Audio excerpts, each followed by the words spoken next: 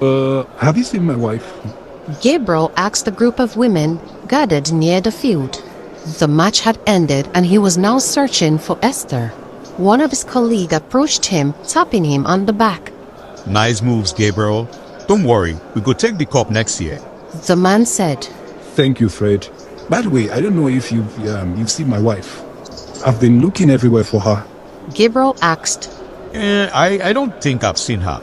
Call her now. Fred suggested. She's with my phone, my clothes, and even my car keys. Gabriel replied. Then she must be close by. Fred said as his wife walked up and gave him a kiss. Honey, did you see Mr. Gabriel's wife? Oh, yes. She replied. We were chatting earlier, but she suddenly stood up rudely and walked away. I'm so sorry about that. Please, what were you two talking about before she walked away?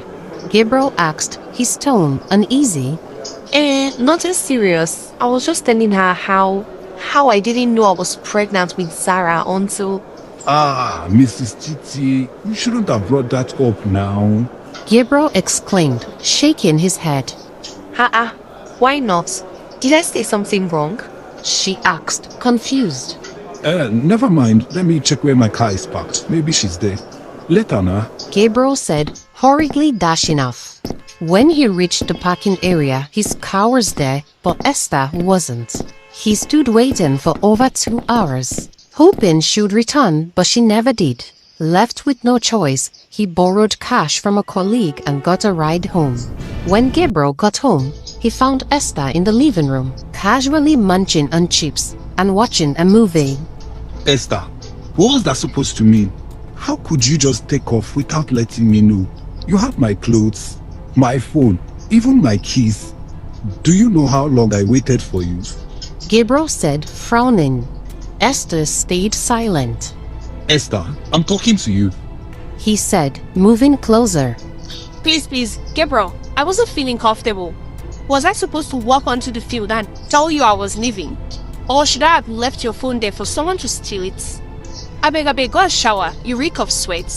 She said dismissively, her eyes fixed on the screen. Esther, for real, I don't like this. If you really wanted to leave, why didn't you just drive the car home?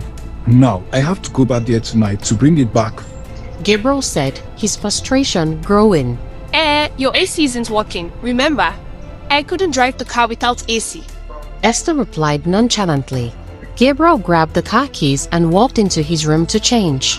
Gabriel changed into fresh clothes and got a ride back to the field to retrieve his car. By the time he returned home, it was already 8:30 p.m. Esther was in the bedroom and Gabriel quietly got into bed.